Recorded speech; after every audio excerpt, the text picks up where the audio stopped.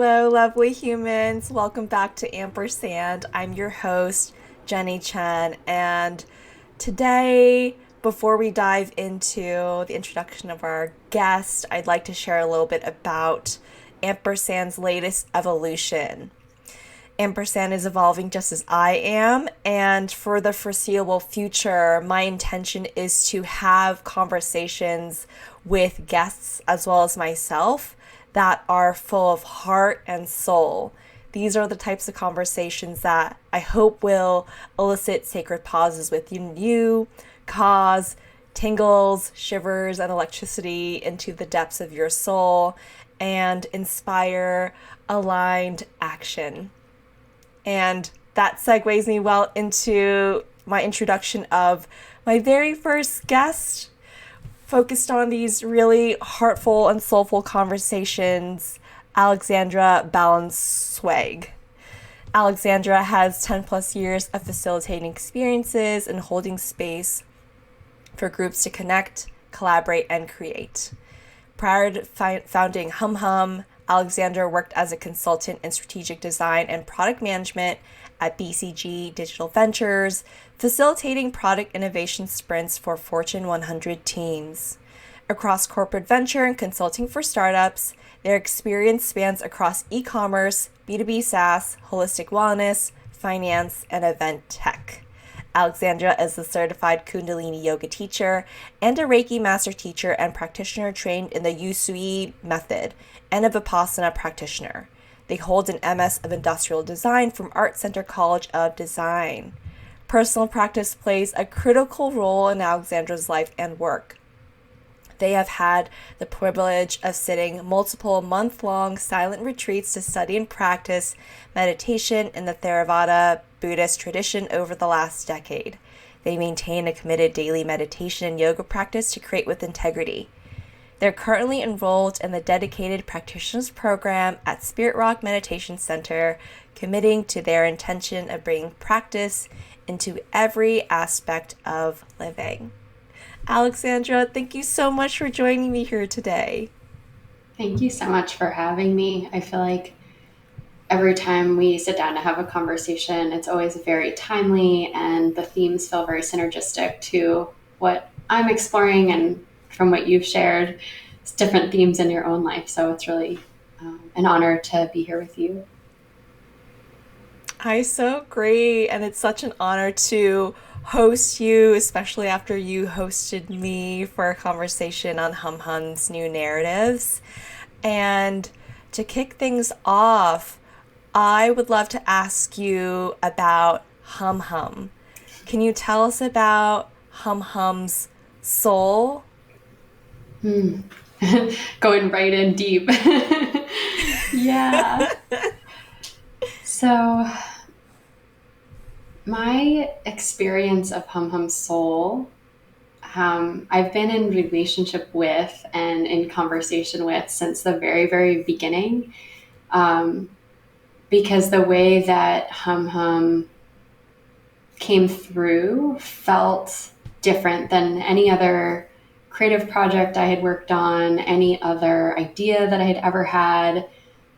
It is a force that I felt moved and animated by. And I actually know like the exact, I'd have to double check it again, but I have it documented the exact birthing moment of Hum Hum like coming through because the force was so strong that I immediately like opened a Google Doc and just started typing. And it was one of those experiences where I wasn't actively in a cognitive process of knowing what was coming through, but I just felt this like call and immediate respect for whatever was coming through. And I started to type. And the first version of Hum Hum's website and copy pretty much wrote itself within a few hours. And similarly, the essence and quality of the brand was this dance because I had remembered with, after having this experience of receiving what I thought was the initial expression of Hum Hum, which was a combination of like how to talk about hum hum, what the process and methodology would be to create the containers for connection. It was almost as if my journey over the last 4.5, 5 years has been working backwards to make sense of and put words to what this download was. And so I'm still very much in a discovery process of, hey, hum hum, what are you trying to do here? What do you want to create? How can I support that? And with the brand, what I was trying to say was I remember initially feeling almost like an imposter because I was like, well, I'm not really a graphic designer. Like I have some, design training and I know how brands are built and know what the process is, but I should probably get somebody who's like really good at this to work on this thing. And I had tried to do that. And what ended up actually happening was a friend of mine taught me how to do visual branding by attempting to do visual branding. And we both realized actually I need to do it. And so it was one of those very humbling experiences of like, show up to the call. You don't actually get to say that you're not qualified. Like you have to do this. And so I guess in that way, there's almost like a sword-like quality to hum hum that I feel has cut through any insecurity or non-truth that has kept me from expressing it in a really authentic way. And of course, I've had my ups and downs and tangles in the journey, but yeah, it has a very big imprint and a very clear expression. And there's like a loving quality above all else. So even with that kind of sword-like quality, it felt as if this is for my good, but also much bigger than that. Like for good is what it feels like. Yeah. Oh my gosh. When you shared all of that, I just got full body and full soul tingles. Just hearing you share your understanding of Hum Hum's force, this force that is greater than you and has been brought to life through you and through your dedication to this ever evolving relationship and this place of like deep inquiry, respect, as well as a dedication to becoming the person and continuing to step into this role of being the one to share Hum Hum with the world and allowing yourself to be challenged by it and moved by it. Yeah. There's definitely, like, I don't want to say ruthless might be too hard, but there's like a kind of a ruthless, like, step up, get clear, come out. And I have a devotion to the truth in it that's wanting to be expressed. And yeah, there's a depth of commitment in me that I've only come to know through this process. Can you tell us a little bit more about that depth of commitment? I think in the past I'd considered myself like someone who likes to start things and then like hand them off and go into the next thing. And I like to dabble with a lot of different things and try a lot of different things. I'm a Gemini sun and I'm like very curious and like adventure. And I think in the process of being in this relationship with Hum Hum, I've discovered like a commitment to something that's bigger than and stronger than my own preferences. And so it's given me a staying power to keep showing up to the work, even when it's really hard and really unpleasant. Because usually that's the cue that there's some misalignment or something is off. So instead of like jumping ship and being like, let me just try this elsewhere and, doing something else, there is a curiosity and a willingness to rediscover alignment so that I can continue to move in flow with this relationship and not leave it behind because it's really hard. So I feel in some way like the alignment with purpose and service that I think is really hard to put words to, because that can seem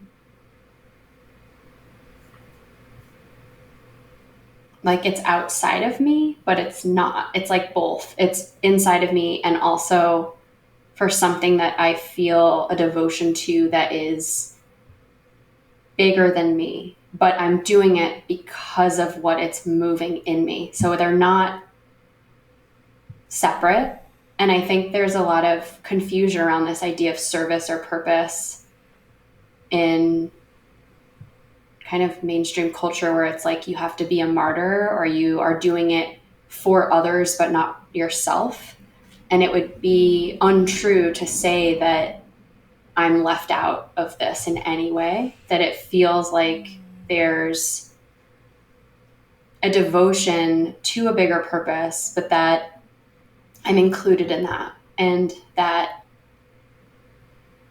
how I do it and answer the call and step up to it is just as important as what I'm doing. It's actually probably the most important part. It's like the how of answering the call than actually even what the Yeah. call is or what the call is trying to like create. It's almost like there's an alchemical process between what's happening in me and with me as a steward of this work, and then the work itself.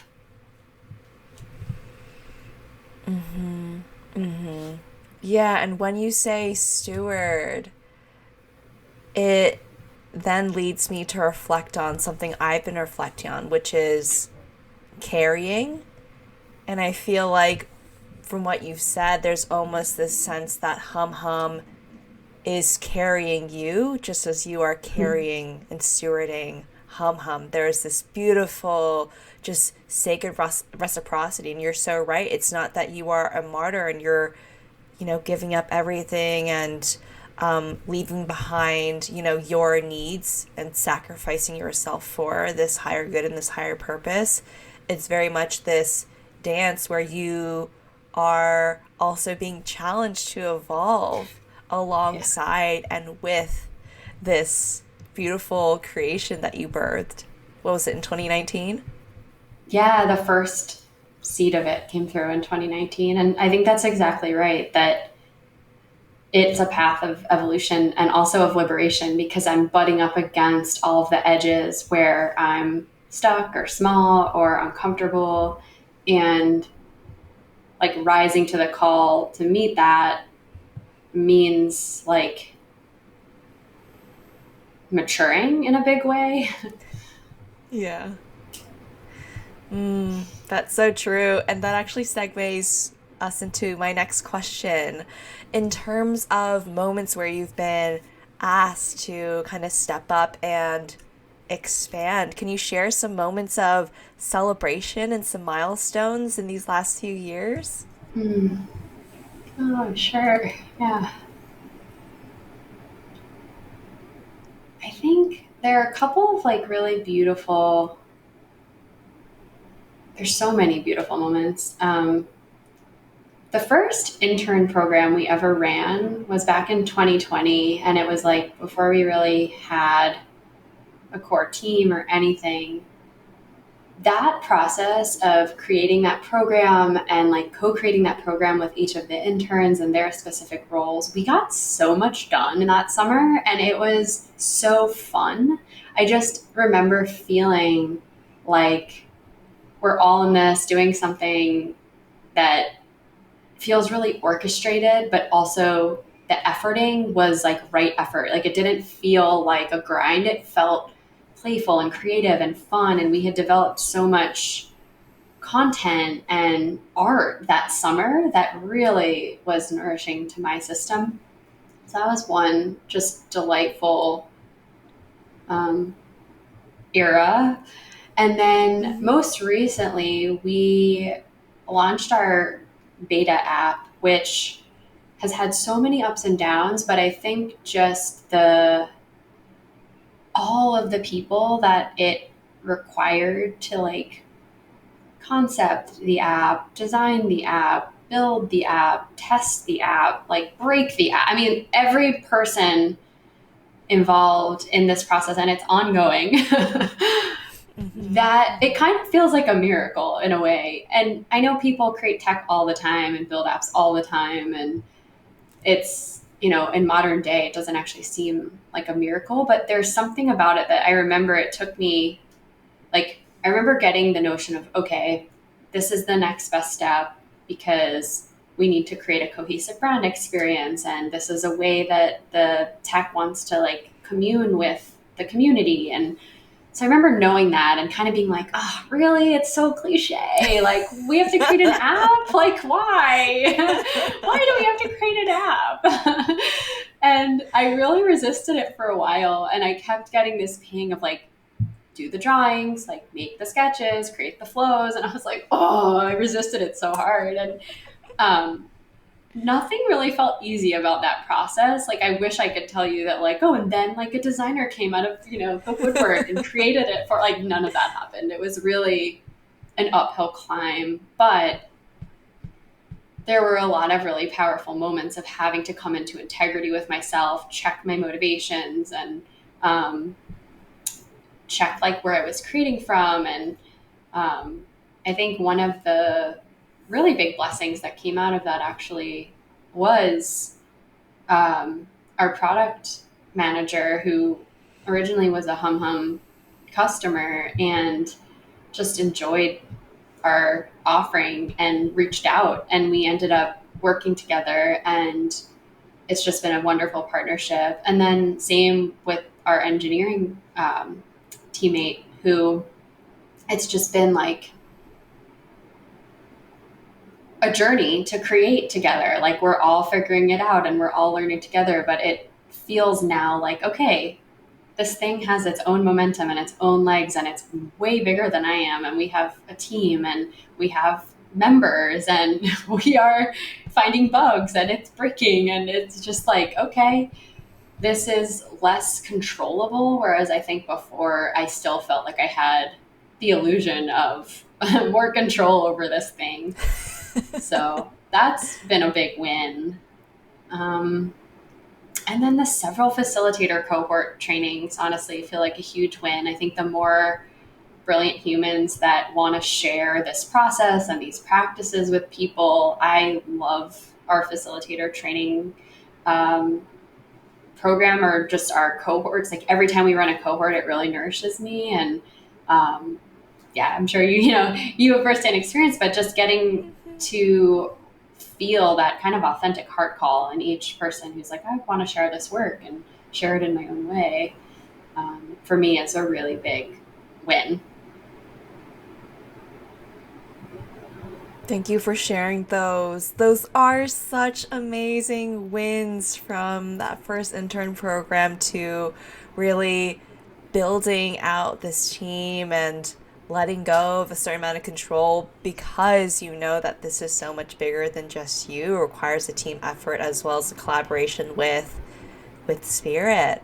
And touching on the facilitator program, full transparency, I do facilitate for Hum Hum. And related to that, I have to say, Alexandra, from the moment that I interviewed with you to be a facilitator, I was so impressed by your intentionality, the questions that you asked, and your full presence, which is quite rare. I'm sure you know as well. It's quite rare to be greeted by someone's full presence and for that person to not only bear witness to the physical self, but the soul. And I feel like that's what really touched me. And I guess going off of that, from what I've seen, I'm and what I've experienced as well, kind of playing in this space of like spirit and facilitation, there's so much artistry and reflection and time and energy that goes into curating what can feel like very simple containers. So I'm wondering if you can share some of the areas or aspects of Hum Hum that you really sat with, that you really thought through, like, this is what it's supposed to look like or meant to look like. Hmm. Yeah, and it's funny because I've been on this journey of like examining how precious I want to be about it. Like there have been these periods of like, okay, Mm. so intentional. Every little detail has to be crafted. It has to go this way. To then like that teetering into, oh, you're being a little rigid. Like, does it actually have to be that way? Can you Yeah. loosen up? And then you loosen up too much and you're like, whoa, the container busted. Like, this is not quite right now.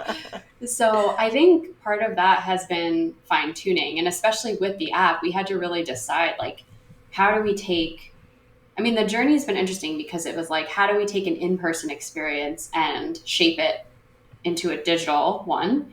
And then it was like, how do we take this digital service and shape it into almost like a semi automated experience that people can still feel held and supported in?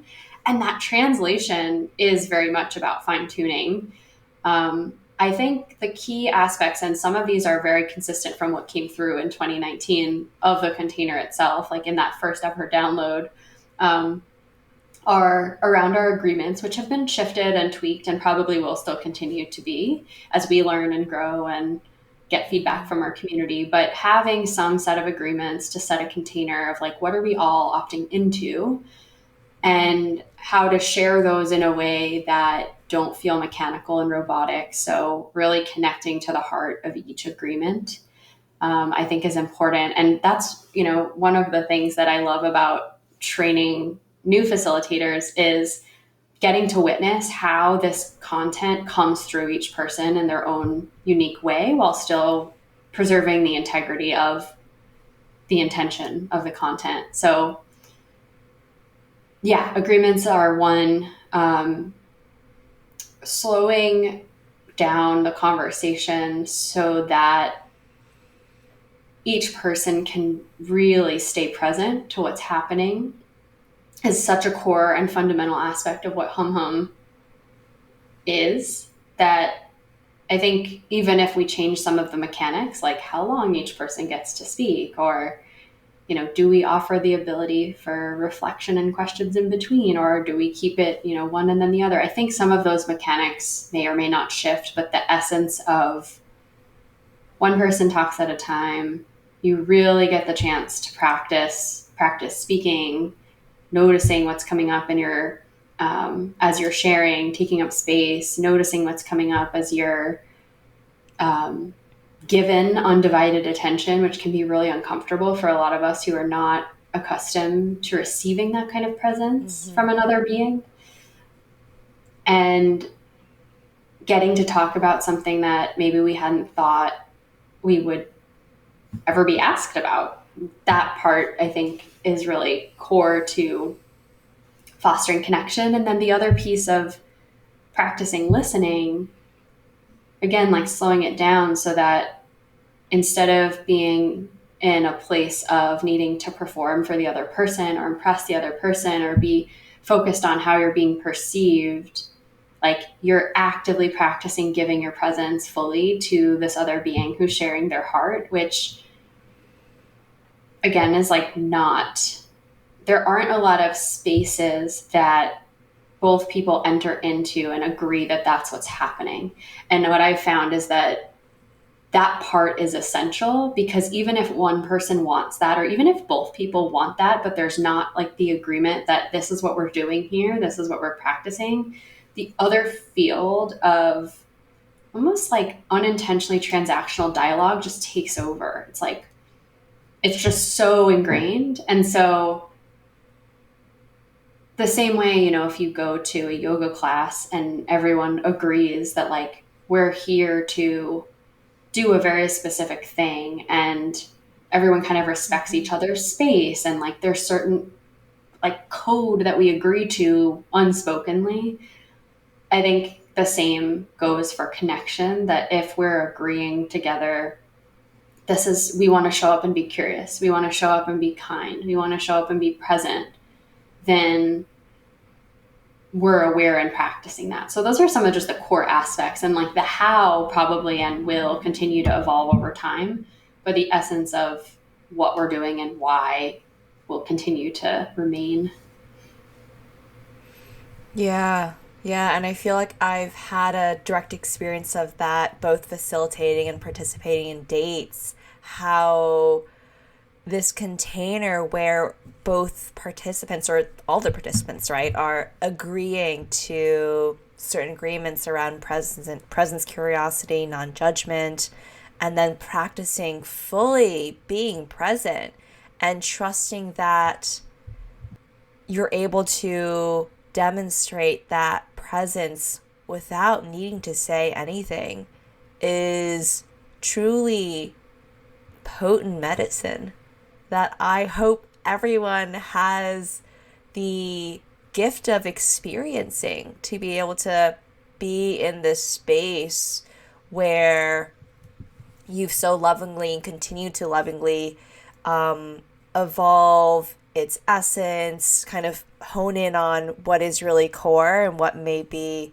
unnecessary, or there's more room to play in this kind of container that you've created.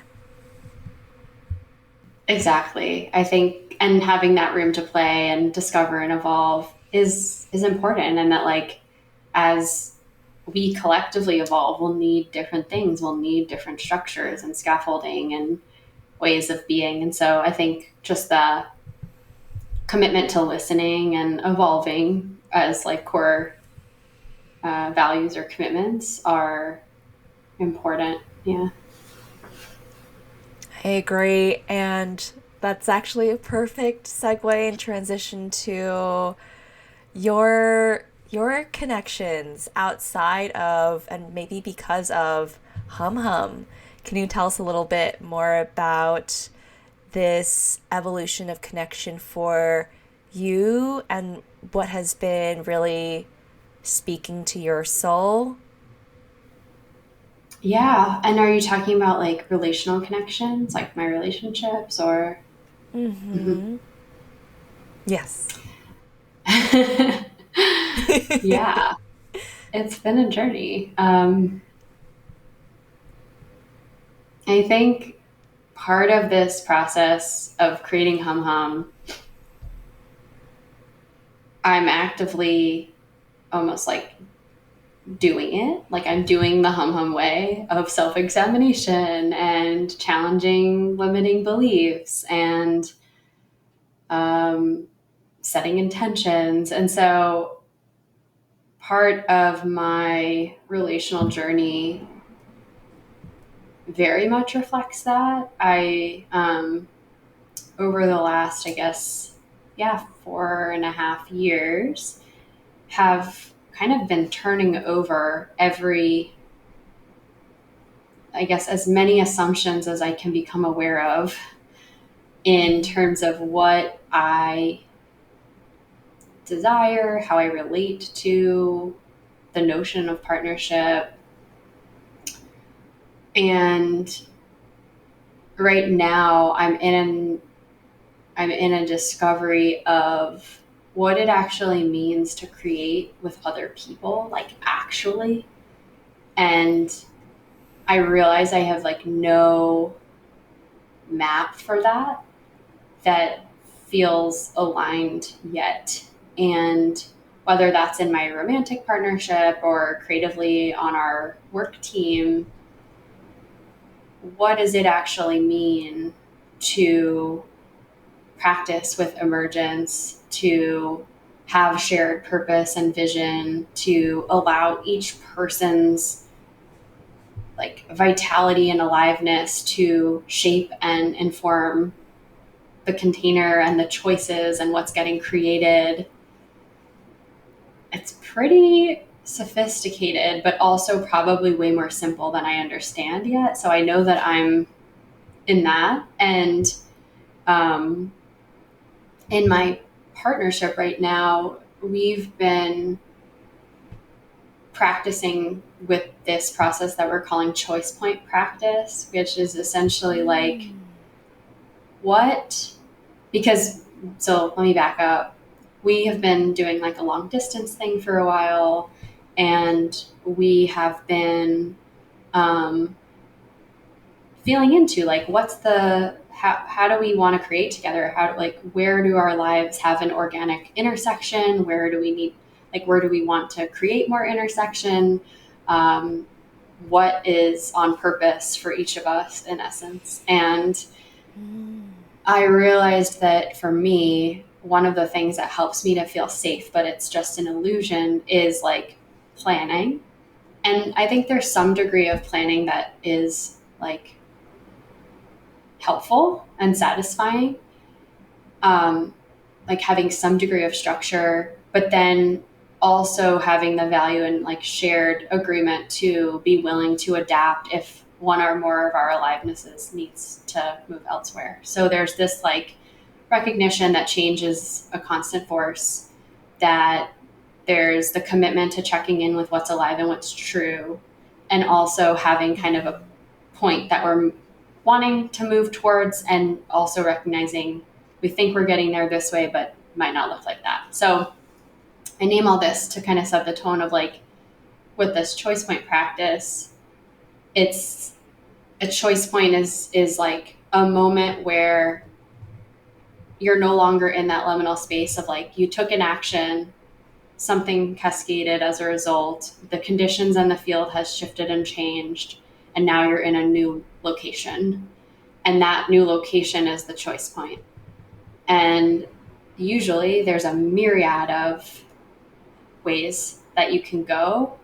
And there's often, I know for myself, my system seems to see in and relate to potential. Like I'm like, oh, we can do all of these things. But then what's harder for me is to actually be like, which do I want? Like we can do any of these things. Like I'm like, let's do them all, you know? Whereas like my partner is more like not actually actively looking at all the potential, but is like, this is my core aliveness in this moment. So there's very different orientation that we both have when we get to a choice point place. And so I think that's our dynamic specifically, and there are probably other dynamics that two people or multiple people might have at a choice point. But for me, the question that I'm asking myself is, when I'm moving through the choice point, what will lead to liberation or what will lead to contraction or protection? And neither is better or worse. It's just those are kind of the two options that even any of the potential fall within those. So some of those options may feel more like a protective response and some may feel really expansive.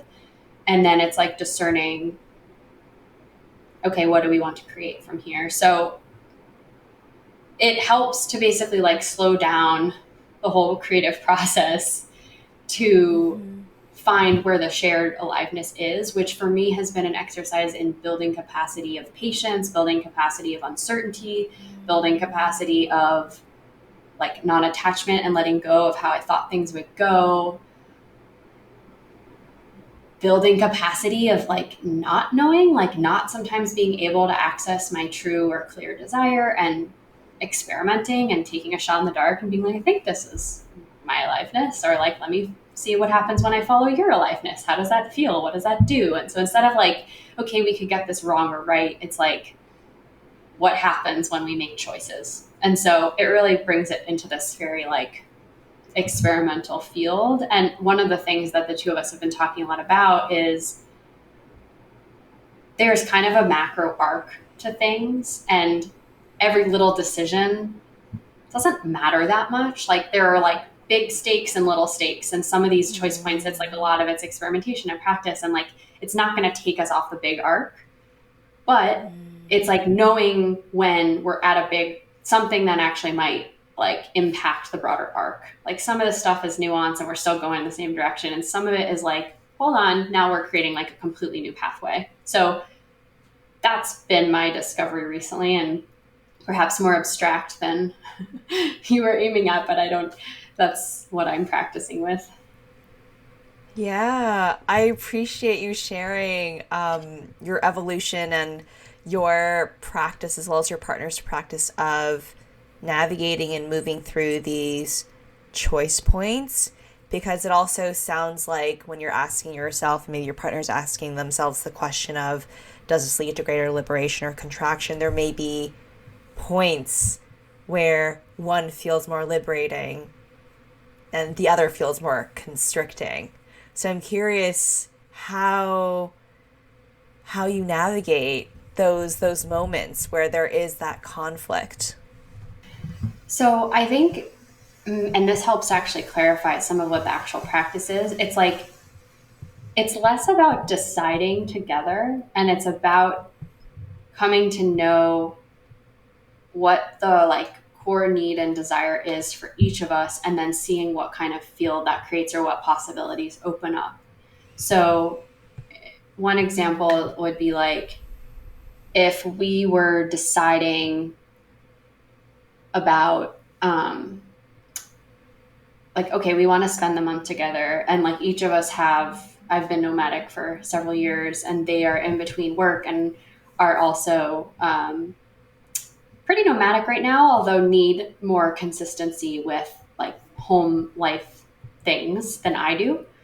And so for me the choice point is like what is actually what feels like realms of possibility that I would like to entertain and which feel like they're not actually in resonance or might be a contractive response. So like a contractive response could be something like I'll go wherever they go because I am protective of losing my attachment, my sense of secure attachment, right? Or like I will like let go of my own desire in order to preserve connection. So that would be more like protective. And so that isn't true. Like I can't just go wherever they go. So where am I interested in going or like what kind of world am I interested in creating and then inviting them into that and seeing what new possibilities open up. So if I'm like, okay, these are the cities that feel like I could enjoy like I could enjoy living or I could do my work really well. Like these are my criteria and my parameters and like bringing that to the conversation to then create with those tools. So it's less about like we need to make a choice together, but it's about discovering where the intersection is between each of our expansive possibilities and needs. And sometimes the like if one of us is coming like I actually need to be yeah, like I think it's sometimes it's about needs and sometimes it's about desires. And then also like limits, like, oh, actually, even if I can do that, it will tip me over into like being imbalanced or won't feel good for my system or, you know, and so being really honest about those things to then have dialogue about what we can what we can choose and do.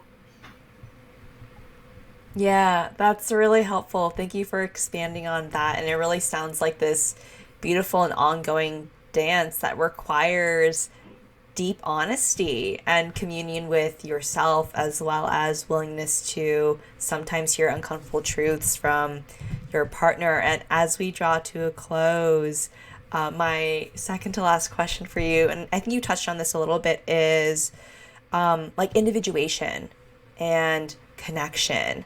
Um, yeah, I was curious if you can expand on that more, either from the point of view of your relationship to your partner and or your relationship to Hum Hum, or just kind of advice you may have for folks who are navigating this kind of space. Oof. This is a big question. I think for me, it's been about coming to really understand big and small ways that my system is out of integrity and or oppressed in some way, and looking at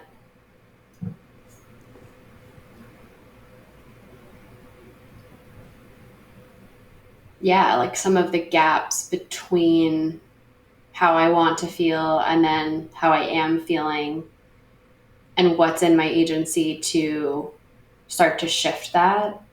And I think this is delicate because it's so easy to form narratives about why things are the way they are. And like,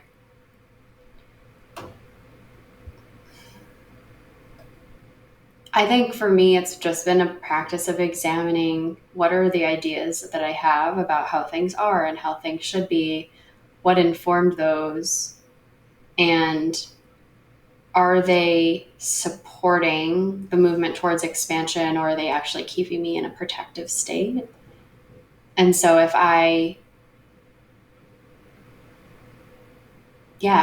I'm trying to think of a good, really tangible example.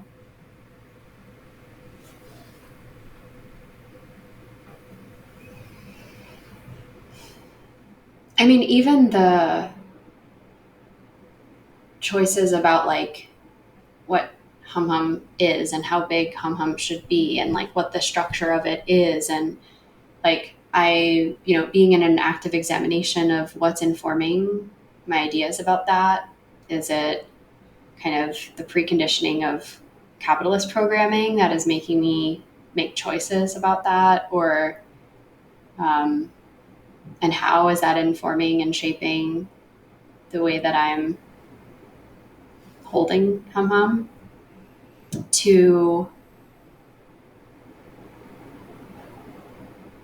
the type of partnership that I'm in, and the kind of very much process of being in like a grounds up, bottoms up, like creative process of creating agreements and structures that will hold this bond now, versus inherited ideas about what partnership should look like and what it should grant me versus what my actual experience of it is. And so I guess in both of those things, it's like that active examination of what is driving my belief system, which is steering the choices that I make for each of those things, as well as where I suffer or get caught. And I think the noticing the suffering is the kind of first gateway into the friction or the dissonance between how I want to live or express and what's holding me back, or what I think should be and what actually is. So I think a big part of the individuation is like really coming to be intimate with those little suffering points or big suffering points and finding the freedom in moving through them and starting to like deconstruct what is limiting about them so that I can be more authentic. Yeah, yeah. That's so beautifully said, and I'm immediately reminded of the Rumi quote, "The wound is where the light enters." And just building off of what you said, the wounds don't have to be big or glaring. Sometimes it's those small scratches that can really provide such a beautiful doorway and opening for you to explore the depths of your being and really kind of peel away that conditioning. I feel like that's something that I've been personally practicing more of. It's tuning into the subtleties versus like you know, the wind that knocks me to my back, which I used to like very much over index on. So thank you for that reminder. And to close, I was wondering instead of, quotes or advice, if you can share maybe some powerful questions that folks can either ask themselves and or someone that they wish to deepen their connection with in the next evolution of their being. Okay. Um, so one that kind of builds on what I was saying about the suffering is just like, where is my heart quivering right now? And what does it need? Like, really allowing yourself to sit with that. Where is it quivering? What does it need?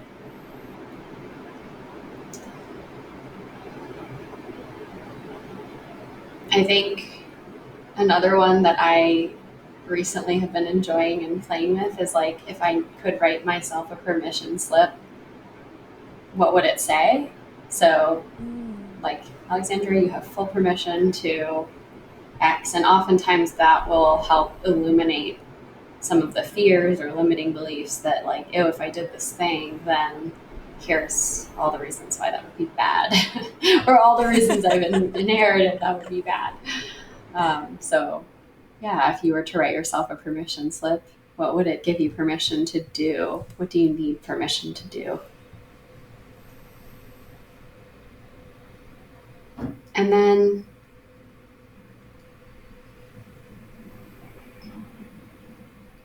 I think this one is kind of the like it goes with the first one I said, but like, where is my aliveness now? Like, what is piquing my interest? What do I feel a sparkle about? What do I feel curious about? Like, yeah, I think that one. Another one, I mean, this is maybe more macro, but Mhm. like, how do I want to feel, or what do I want to experience in X, whether that's like my relationship, in dating, in my work, in my friendships, in my family. Like, what do I want to experience, or how do I want to feel in fill in the blank, whatever big area of life you're wanting to create in. Those are such good questions. I feel like I want to sit with a few of those, especially the one around what can I give myself permission to do? And just the first one, like, what makes my heart quiver? There's something very special about that word quiver. So, thank you so much for sharing these questions. And before we part ways, Alexandra, where can my audience learn more about you as well as connect more with Hum Hum? I'm in a personal like rebranding process. So right now I don't have, I mean, I have an Instagram, but I don't keep up with it so much. So the best way to probably stay connected to me is through HumHum right now. And I will probably announce at some point when I have a revamp of my own site. But HumHum is humhum.space. Our Instagram is at humhumspace. And we have a YouTube channel with a ton of content and videos on there, courses, webinars, meditations. So that's a great place. And then same with our Instagram, we have a lot of like updated content on events and ways to stay involved with our offerings and our community. And then if anyone feels sparked to reach out, you can find all that information on our website as well. We love to hear from you. Thank you so much for sharing, and thank you so much for coming on Ampersand and sharing more about your experience birthing, connecting, and relating to Hum Hum as well as your own relational journey. I'm so deeply appreciative of this and you. Thank you so much, Jenny. It's been such a delight to chat with you, and found myself like, how do I feel about this? How do I think about that? So thanks for sparking me real time. Of course.